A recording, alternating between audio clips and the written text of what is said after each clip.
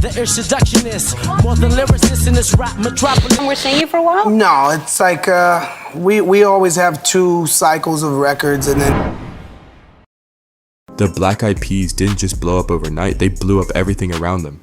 Long before the platinum plaques and Super Bowl stages, they were a scrappy trio grinding in LA, making feel-good hip-hop that nobody bought.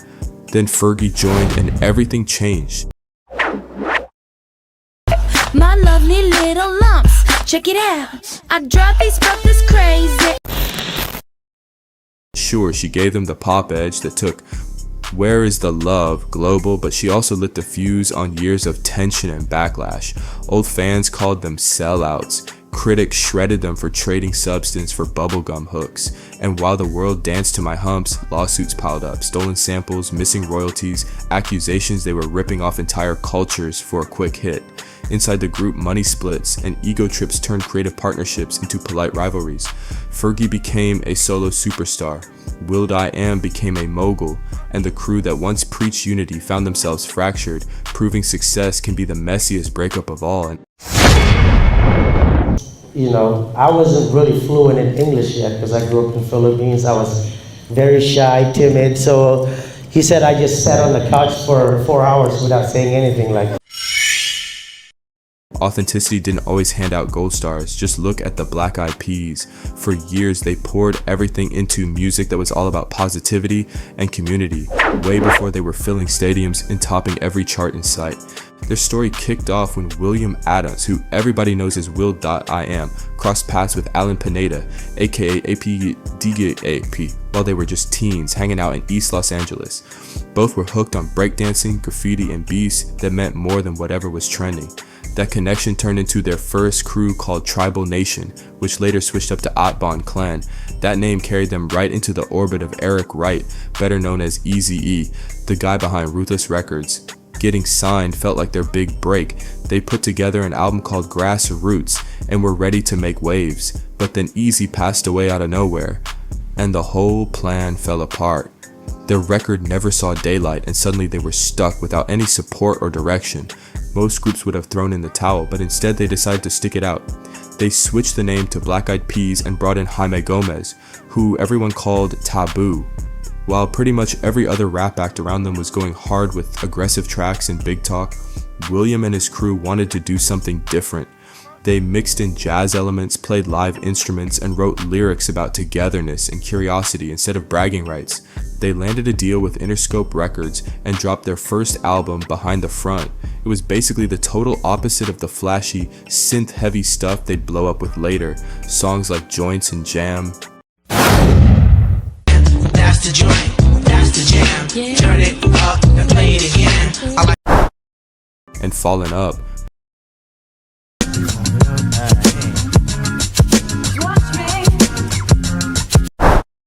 We're all about feeling good and believing in yourself, riding on warm bass lines that sounded more like friends jamming in a garage than a label-funded project. Music critics were all over it, praising how fresh and positive it felt.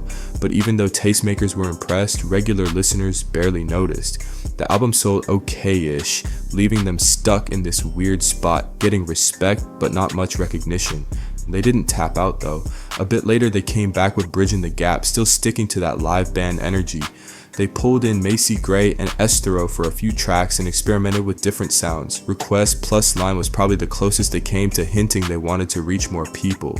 Critics nodded along again, but the bigger audience just didn't care much. The group's whole image, 3 creative rappers doing their own thing while everyone else was making polished club hits, made them tricky to market and easy to overlook.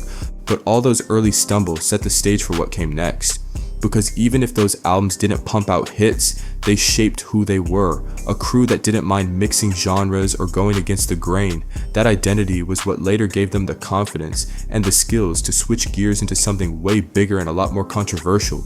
By the time the early 2000s rolled around, William was already brainstorming how to switch up the group's sound and finally grab a bigger audience. That lightning bolt moment happened pretty unexpectedly. Fergie, who had been recommended through mutual contacts, was invited to sing on Shut Up. But the second she started, the chemistry was obvious. Her rich vocals and the way she carried herself on stage blew everyone away, and the crew wasted no time making her a permanent member. Then came Ella Funk, basically their big announcement that they'd hit refresh. The album mashed dance pop with booming hip hop beats, and Where Is the Love took off everywhere. The track tapped into all the chaos and confusion people were feeling and shot to the top of charts in almost every country. Pretty soon the Peas weren't just some niche act. They were selling out arenas and racking up platinum plaques, but that sudden fame had strings attached. Almost instantly, Day One fans and hip-hop heads started saying they'd sold out. The same group people used to praise for keeping it real were now labeled as shiny, corporate-friendly pop. A lot of the blame, or credit, depending on who you asked, got pinned on Stacey joining. Some thought she turned them into a mainstream machine that traded depth for catchy hooks. Music magazines sounded almost exhausted, like they were watching a band give up their old self on purpose.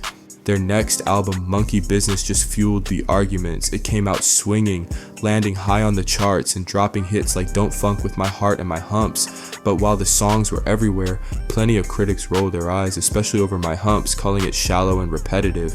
One college paper even joked that somewhere along the way, they picked up Stacey, lost their minds, and made a ton of cash. While the group was busy ruling pop radio, bigger controversies were bubbling under the surface. As the Peas pulled in sounds from dancehall, crunk, funk, Latin beats, African rhythms, and electronic music, plenty of folks started calling them out for grabbing styles without really respecting where those sounds came from. People said they were watering everything down and selling it back to the masses with a shiny bow on top.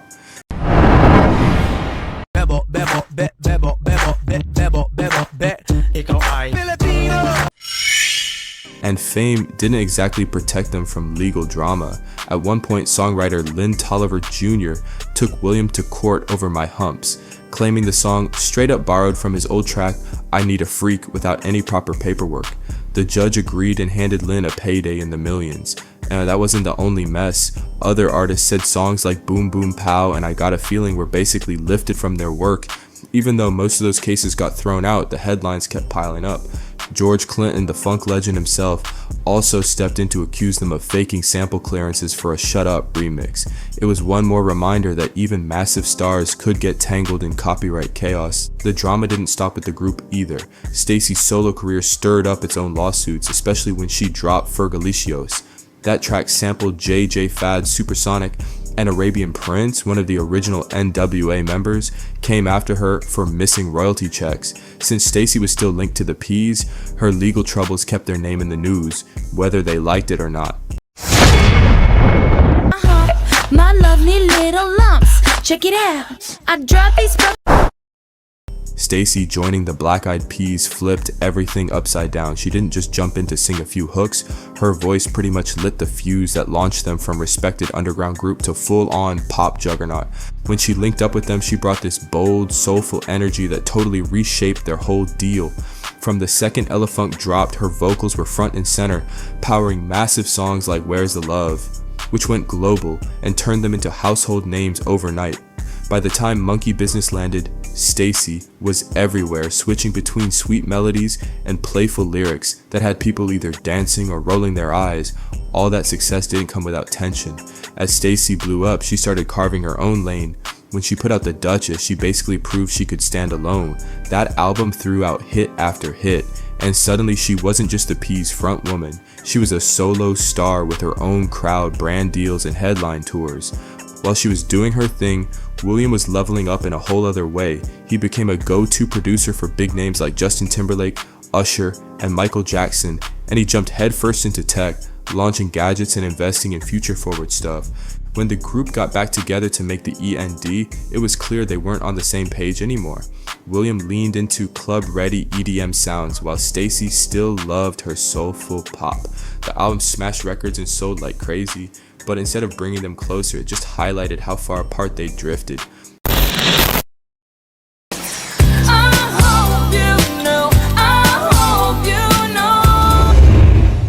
The hits kept coming, boom, boom, pow, I Got a Feeling, but behind the scenes the money splits caused friction. William, being the main producer and writer, was pulling in the biggest checks, and Stacey's solo success only made everything more complicated.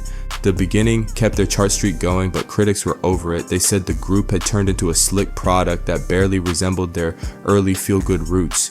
Once they wrapped up the tour, they called a timeout. Officially, Okuna was about taking a break and exploring solo stuff.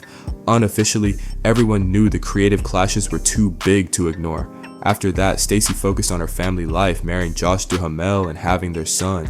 William kept dropping solo projects and dove deeper into tech, even launching his own smartwatch.